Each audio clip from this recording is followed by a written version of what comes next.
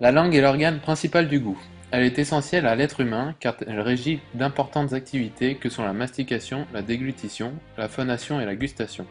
Elle est formée d'un enchevêtrement de muscles traversés par quelques structures fibreuses, c'est pourquoi on la décrit comme un organe musculo-membraneux.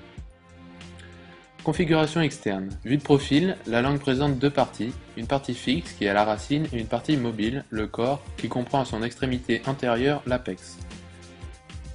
Sur une vue supérieure, on peut observer le sillon médian longitudinal, puis le V lingual, qui est formé des papilles caliciformes. Parallèle à cette formation, on a le sillon terminal, avec en son centre le foramen cecum, qui est le vestige embryonnaire du canal thyréoglosse. En arrière, la paroi devient verticale et est recouverte d'une muqueuse mamelonnée, ce sont les tonsilles linguales. Latéralement, on trouve les tonsilles, amygdales, palatines. Voyons maintenant les papilles. Il en existe 4, les pharyngiformes, retrouvées sur toute la surface, les filiformes, qui ne possèdent pas de bourgeons du goût mais sont légèrement kératinisés, ce qui donne le râpeux de la langue, les foliés, sur les bords, et enfin les caliciformes, encore appelés circonvallés, exclusivement sur le V lingual. Sur ce schéma sont représentés les différents goûts que l'on peut distinguer grâce à la langue et leurs zones respectives. Le sucré à l'apex, l'acide en position latérale, le salé réparti sur les bords et l'amer en postérieur. En ce qui concerne la face inférieure, on identifie le frein lingual, avec autour les caroncules sublinguales où naissent les canaux de Wharton de la glande sous-mandibulaire et les canaux de Rivinus et leurs canaux accessoires de la glande sous-linguale. Les veines sublinguales sont visibles à travers les muqueuses, fines dans cette zone, et dernièrement on remarque les plis frangés, encore appelés replis dentelés. La langue repose sur un squelette ostéofibreux, composé de l'osioïde, de la membrane hyoglossienne et du septum lingual. Premièrement, l'osioïde est le seul os du corps humain qui se trouve dans le vide. Il est uniquement maintenu par une ceinture musculaire qui fait partie intégrante du plancher de la bouche. Il est formé d'un corps, prolongé par deux grandes cornes. Sur ce corps sont apposées ce qu'on appelle les deux petites cornes. Il va servir d'insertion à plusieurs muscles de la langue. Cet os qu'est le hyoïde forme l'angle du cou. Sur la vidéo ci-contre, on peut voir le dessin de la thyroïde, puis de l'osioïde, ensuite le cricoïde et pour finir les mastoïdes derrière les oreilles qui seront les deux extrémités de notre incision dite bimastoïdienne. La membrane hyoglossienne, ici en bleu, est une lame de 1 cm fixée entre les petites cornes de l'osioïde et qui pénètre dans l'épaisseur de la langue. Le septum lingual, ici en vert, est une lame fibreuse falciforme, sagittale et médiane, fixée sur la face antérieure de la membrane hyoglossienne et qui se fond dans les muscles linguaux. Musculature. La langue est pourvue de 17 muscles, 8 pairs et un unique impair. Ils se répartissent en muscles extrinsèques, destinés à placer la langue dans la cavité buccale, et en intrinsèques, modifiant la forme de la langue. Le principal muscle extrinsèque est le génioglosse, qui naît de l'épine mandibulaire, anciennement apophyse génie, supérieur, d'où son nom, s'étale en éventail sagittal, adjacent au septum lingual, se termine sous la muqueuse linguale. Ses fibres moyennes et inférieures provoquent une protrusion, alors que sa contraction totale plaque la langue sur le plancher.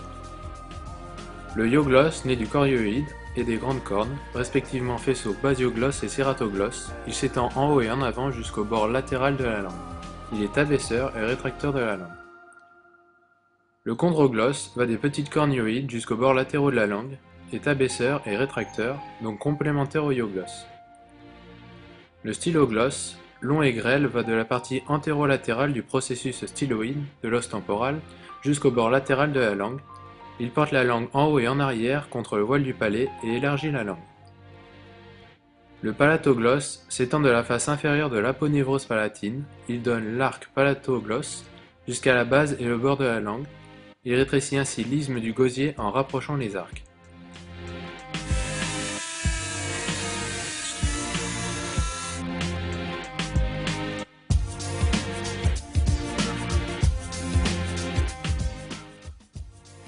Le longitudinal inférieur va des petites cornes hyoïdes jusqu'à la face profonde, il est abaisseur et rétracteur.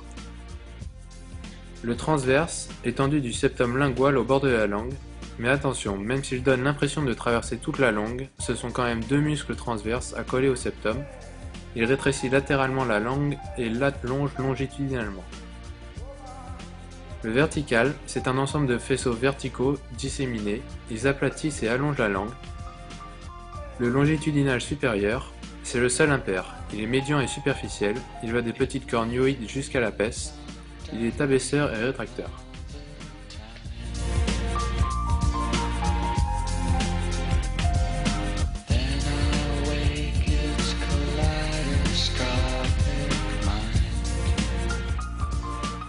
Vascularisation. La langue est un organe très vascularisé en raison de sa structure majoritairement musculaire. Nous allons parler de sa vascularisation artérielle, veineuse et lymphatique. Artère. La principale artère est l'artère linguale. De chaque côté, elle naît de l'artère carotide externe en regard de la grande corne de l'osioïde. Elle passe en profondeur, en dedans du muscle hypoglosse. Cette artère donne un rameau sucioïdien puis les artères dorsales de la langue. Elle se divise en deux rameaux par la suite, le rameau sublingual et l'artère profonde de la langue. Il existe une adaptation de l'artère linguale présentant des sinuosités adaptées au mouvement de la langue. Veine. La veine linguale principale. Elle se situe en dehors des artères. Elle apparaît avec le nerf hypoglosse entre le muscle hypoglosse et le milieu hyoïdien. Elle reçoit les veines dorsales, linguales profondes et sublinguales, passe en dedans du muscle stylo-hyoïdien pour se jeter dans les veines jugulaires internes. Vaisseau lymphatique. La langue est drainée en deux parties. La pointe est drainée par les lymphoneux submentaux et le corps par les lymphoneux submandibulaires. Il n'existe pas d'anastomose entre les deux côtés. Innervation. L'innervation de la langue est complexe et se divise en innervation motrice, sensorielle et sensitive, respectivement par les nerfs hypoglosse, lingual et glossopharyngien. Le nerf hypoglosse.